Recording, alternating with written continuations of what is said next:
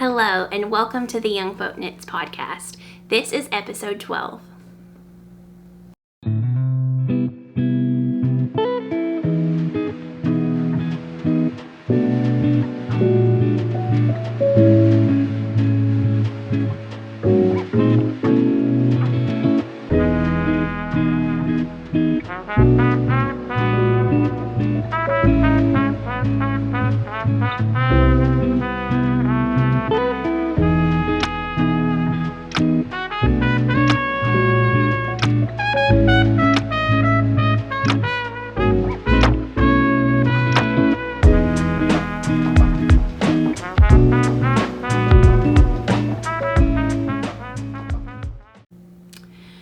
Hello and welcome to the Youngfolk Knits podcast. If you're returning, I appreciate that so very much. You have no idea. And if you're new, then you are very welcome and thank you for joining me today.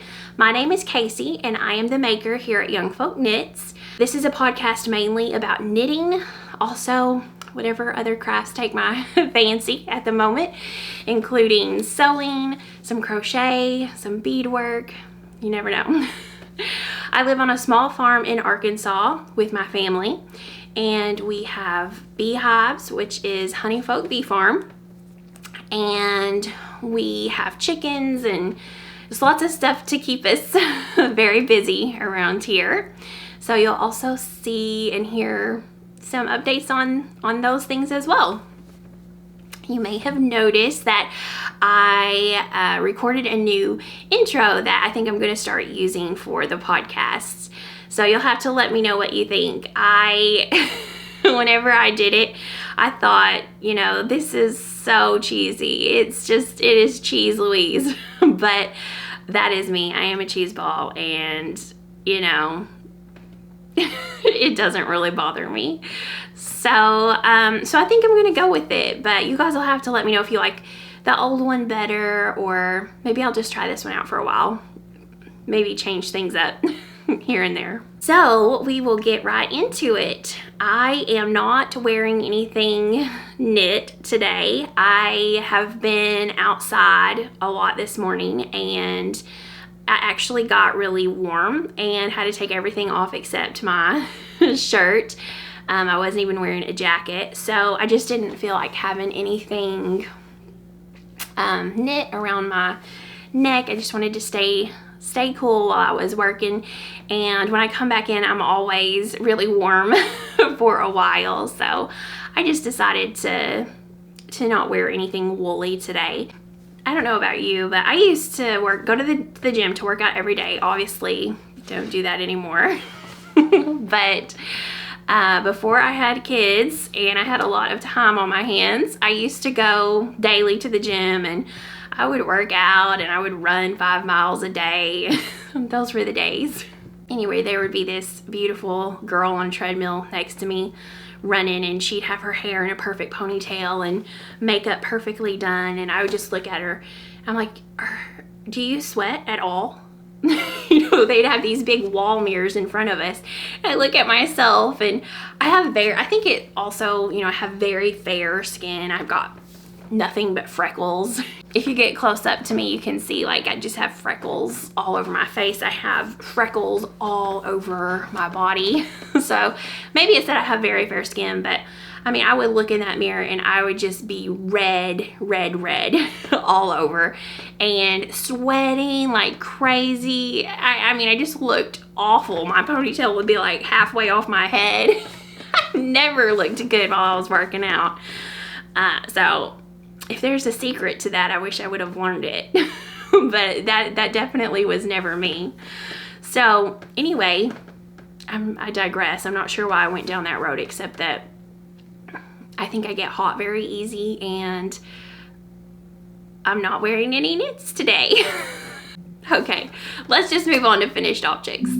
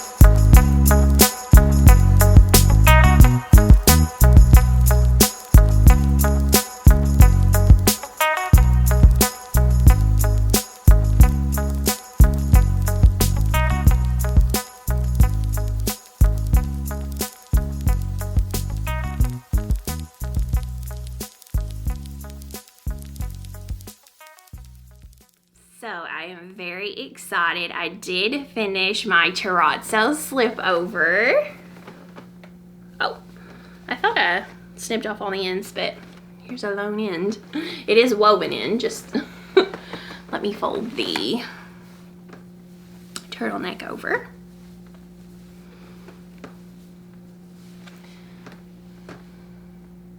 So here it is. This is a pattern by Petite Knits, and it is the Terrazzo slipover. I knit mine with Berroco Ultra alpaca that I got from the Wool & Company store.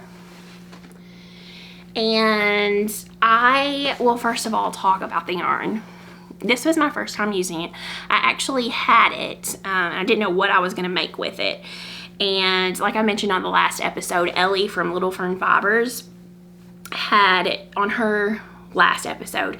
She was showing her finished Terrazzo slipover, and I needed one immediately. I had bought this yarn not too long ago, and I thought the color would be perfect as sort of a neutral, even though it's got a bit deeper caramel color in it. It's called caramel, but I think it's showing up a little bit darker than it really is. It's a little bit lighter, a little bit more camel colored. But you know what it reminds me of in the undertones? The color reminds me of olive oil. You know how olive oil has that greenish brown color to it? This does not lean towards a brown to me. It leans more towards that olive oil color with the greenish base underneath. But the color is called caramel, and when I was knitting with it, at first I was a little bit worried about the turtleneck because I have very sensitive skin. So this is 50% wool, Peruvian wool, 50% alpaca. And I mean, it did feel a little bit itchy. It wasn't rustic feeling, it just felt a little itchy. And so I wasn't sure, but as I was trying it on while I was knitting it, it didn't bother me at all. I had it on earlier today and it did not bother my neck at all.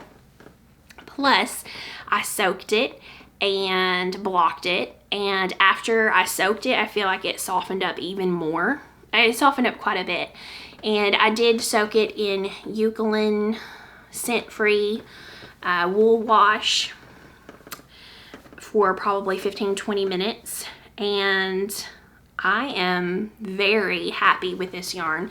I will definitely be using it again. So a little bit about the pattern. It called for Aran weight, but what she actually used, I think, I could be wrong, I think that what she used was a worsted weight yarn held with a strand of mohair. So that was lace weight with worsted weight. And I don't know. To me, a worsted weight with a strand of lace weight does not make a heavy Aran, for me anyway. I think it depends on the worsted, how heavy the worsted is. But I ended up using just one strand of this worsted yarn, and I had no problem meeting gauge at all. And the alpaca in this gives it such a nice drape. Let me just show you. I mean, it's really drapey. So after I soaked it and blocked it, I did not pin it. I just simply laid it out on my blocking mats, and it grew a lot, especially lengthwise. It grew a lot lengthwise, and that was okay with me. I was planning on it growing a bit lengthwise because I knit accordingly to that. So I knit the size 2X, I think.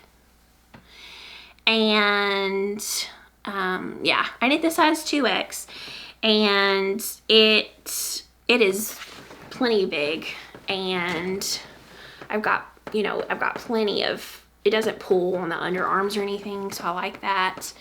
I wanted it to be a little bit flowy, but I did not want it to be massively oversized because I wanted to wear it with dresses. And I think if I have a fuller, like a fit and flare dress, that a little bit of a more fitted top is more flattering. So I'm very happy with that. It has a slit that starts towards the bottom here. So, oh, yeah, that's the end. I didn't snip. When I'm done, I always weave my ends in, but I don't snip them because if it's a feltable, especially feltable yarn, I always do that after I soak it and block it because it almost secures it a little bit more and it kind of shimmies into place of where it's actually going to be when you're moving it around. And then the water kind of helps felt it into place a little bit. Not that it's felted massively, but that's what I normally do. And apparently I forgot to cut one that was hiding under there. But you start this twisted rib pattern before you do the slit to help emphasize it. And then you bind off a couple stitches and you then work the front, finish that off, and do the back. I did a tubular bind off. So last week we talked a little bit about different kinds of tubular bind offs, and a lot of you commented and weighed in on the conversation. So the one that I do is one that Very Pink Knits shows you how to do in a tutorial she has on YouTube. And you don't separate your stitches, like you don't double knit and then separate your stitches onto 2 needles and then do the sewn bind off. That does create a nice tube on the end. But the one that she has you do, you simply do a sewn bind off. You follow these like 4 different, it's a 4 different step process. And that's what I did. And it also creates a tube on the end. It's not quite as thick as the other way to do it. And I'm very happy with this. I wouldn't have a problem doing it the other way, except for there's a few more steps. And by the time I'm done, I'm usually ready to be done. So I'm very happy to do it this way. And I think that in the end, it's just, I think they're all tubular bind offs. It's just different ways to create the tube. So I think anything that gives you that result is still a tubular bind off, is what I'm taking away from it. I also did that for the neck, but for the sleeves, or armholes, I mean, when I picked up and did that ribbing, I just did a regular bind off in pattern, and I think it turned out totally fine. So that's what I did. I did make a rookie mistake. So irritating. I was just knitting away. This was before I split, and I had already picked up and knit my turtleneck, and then I had picked up and knit my my ribbing on the armholes, and I was just knitting away and realized that my beginning of round marker had fallen out.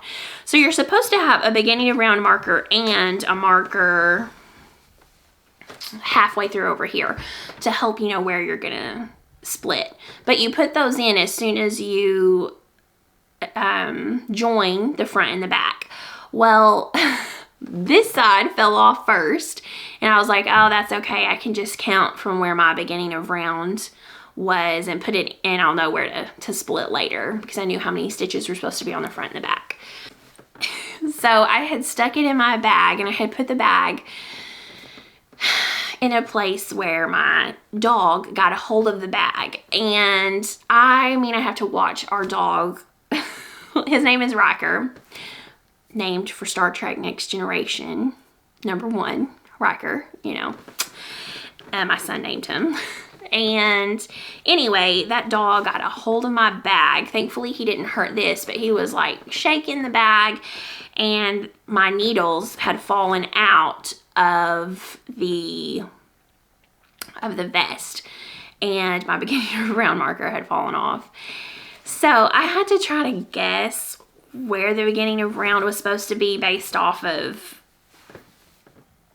this right here, but I had already picked up these right here, the ribbing, and I had already woven in the ends. Like, I picked up the stitches, knit the ribbing, and then I went ahead and wove in the ends for the ribbing and the front and back of the vest here where it joined. I just did it all at once as I was going. So I did a pretty good job of weaving in the ends. So it was hard to tell where the yarn had started at. So I had to guess, and I think that my slit is a few stitches off, but it's okay because it's just a few and you can't really tell when you're wearing it.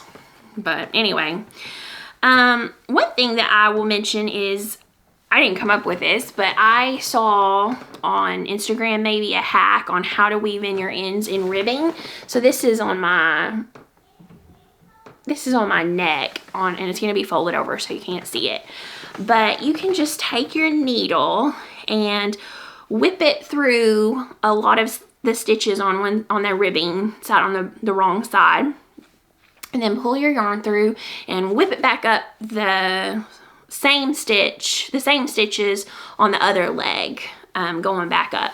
So especially a yarn that's not super wash, you know, this was a woolly yarn and it's gonna have some hold. It's going one direction and the other direction. So it's very quick, and it's hidden on the right side, but see, here's the right side. You can't even see, but it doesn't matter if you're not going to see the wrong side, and it's a very quick and secure option if you want to get your ends woven in quickly on ribbing. So I did do the back longer than the front by a little bit, and I'm just really happy with it. It's giving me that vibe of the 70s. So I think I'll be wearing that a lot. That is all for my FOs. So let's move into some whips.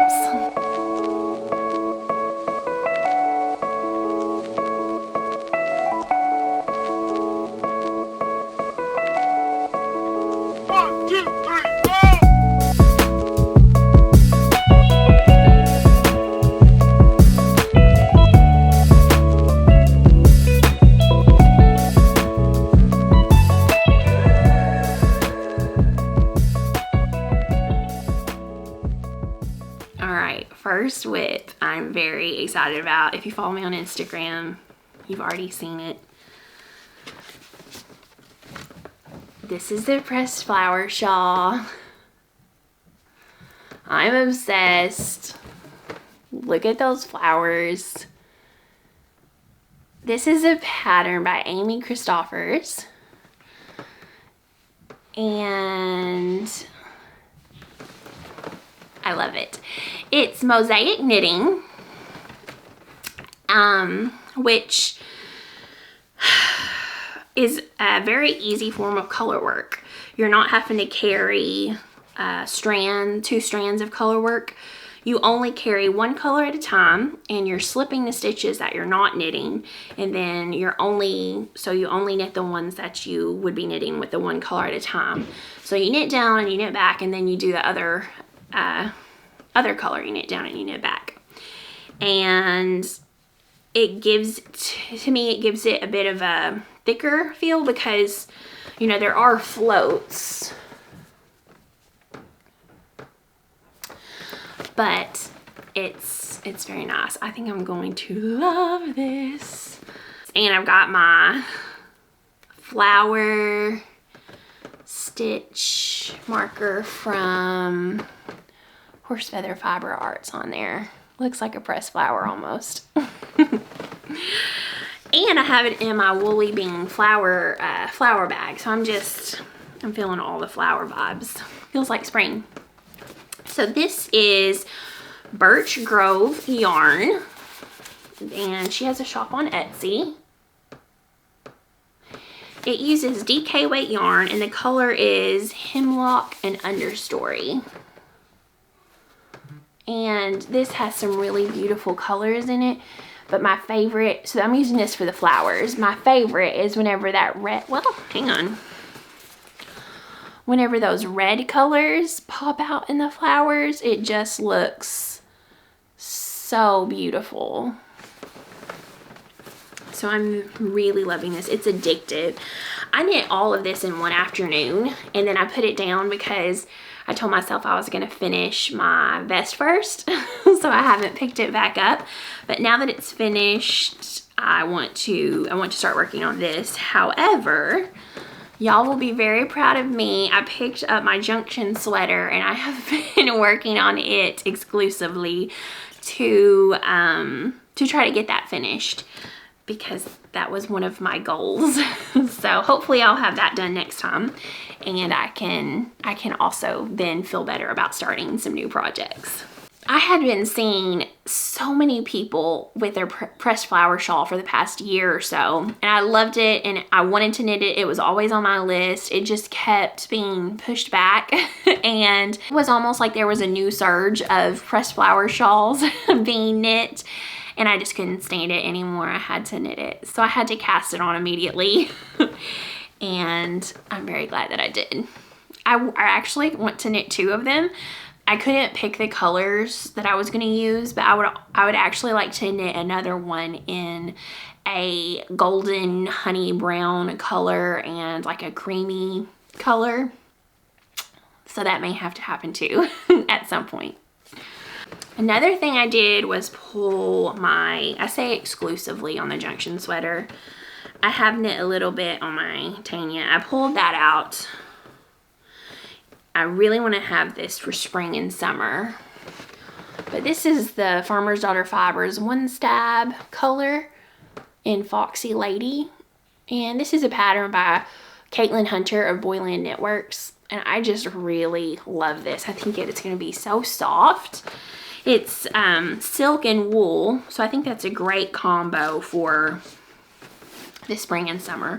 But I pulled that back out and I also pulled out my Iris hat by Sari Nordland. I am determined to finish this to at least be able to wear in spring before it's too warm to even wear a hat anymore. But I think the increases are really pretty. This is knit on a 3mm needle with 2 strands of Hedgehog fiber singles in the color Clay. So I really like that. I got that back out. It's just ribbing, so it should not be too, it's a TV knit, but you are holding 2 strands of yarn together, so I do have to be careful or I'll only pick up one. I mean, as I'm knitting, I'll only get one strand of yarn sometimes in my stitch. So I do have to pay attention to that. So that's what I've mainly been working on. But I do have a few acquisitions that I want to show you guys.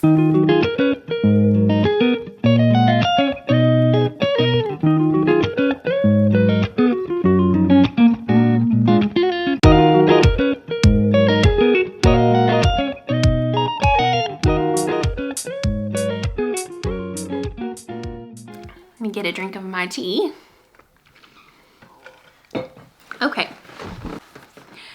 So the store Wool and Honey very generously offered $25 gift cards to its customers to use. There was no minimum purchase limit. It was just a very kind gift to all of us.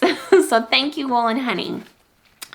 I decided to get some, is it Lykke knitting needles in the driftwood. So I had some fixed circulars in this material and I liked them, but metal is my needle of choice. I love working with metal. It just goes so quickly. It has a very sharp tip. I can just really get going quickly on metal, and it just slides super fast for me. But I have a hard time getting gauge. I am such a loose knitter that it almost feels impossible for me to get gauge ever with this suggested needle size. And sometimes I just don't want to go down to what it would take to get gauge. So I've decided to try out knitting with the wood and see if it gives it a little bit more grip to help me get a more standard knitting gauge. These are still very nice and smooth. They're very smooth as far as wood needles go. They have a nice tip. They are pointy. They're not like Hiya Sharps or Chow Goos, but overall I'm very pleased with them. In fact, this is what I use to cast on my pressed flower shawl. So I'm excited to start using those. Okay, so my mother, who is amazing. I love you, Mom. She got me a gift, and this is Sonder Yarn Co. and their Sunday Morning DK, which is a 75% BFL, 25% mash and blend. And this is the color Full English. And y'all, I am obsessed. I love this. The reason I got this is to knit the Amara sweater. I believe it's Amara. I think that's what it's called. It's by Rachel on Instagram. She's Rachel Knits Things. I've tested one of her patterns before. She's a great pattern writer. I love her designs. I wanted to test that pattern, but I had so much going on. I just did not feel like I could finish by the due date. So I waited until it was released, and I think I'm finally close to being ready. So I can't decide if I want to cast that on next, or there is a black and white colorwork sweater that I'm going to use Knit Picks Wonder Fluff yarn, and it's in the other room, so I'm not going to get it right now. I meant to bring it in here. I'll show you guys next episode. But so that's a bulky weight yarn, and I think the pattern calls for something somewhere between bulky and Aran. It holds 2 strands of the Plotalopi unspun together. So, and I can't think of the name of that sweater, but I don't have any black and white contrast sweaters, and I think it would be really cool to have one. I can't decide which I want to knit first. We'll see which one wins out. And last but not least, I was super excited. So you guys remember I made this bag last time. I had sewn this. So I got my stitch markers from Simply Sarah Knits in, and I think they go so nicely with the bag. Isn't that awesome? Yeah, I think they're perfect. So I'll have to use these together on my next project. Do you guys like to pick out your project bag to coordinate with your project? I also had to snag these because I think they're amazing. Kayla from Naughty Pine Fiber Co. She has this set too, and I see she uses it a lot. Of course, she actually goes ice fishing. This is the ice fishing set. Hang on. There we go. Is that right? Wait. Anyway, I love that sweater. I love everything about it. And I got some of the like plastic tube things that you used as stitch holders. So I used them multiple times to try on my Terrazzo slipover. I got them in red to match my bag. But you just pop it on the end of your knitting needle on the pointy side, and then you just slide your stitches over onto it, and you don't even have to take it off your needle. Try it on, and then you just kind of slide your stitches back onto your needle. It's amazing. It's so easy, and I love it. And I wonder where they were my whole life. So that is pretty much all I have for today's episode. I need to fertilize a few of these plants this afternoon and water a few. I actually got this app. It's called Planta, and it reminds me when to water, when to fertilize, when to mist, when to repot. So I don't have to guess, because some houseplants are super easy. I do have some houseplants that are very finicky. So I was nervous because I haven't had the best of luck with some of those more difficult ones before. But I love this app, and that it just tells me what I'm supposed to do and when I'm supposed to do it. Also, you know, I've got a mister, which I mist my leaves with, or an atomizer, whatever. But I have read conflicting things. So some people say that it can cause your leaves to brown and grow fungus more easily, but this app tells me to do it, so I'm doing it. But if you are a plant master, what are your thoughts on misting the leaves? I don't know. I'm not an indoor houseplant master yet. One day, hopefully.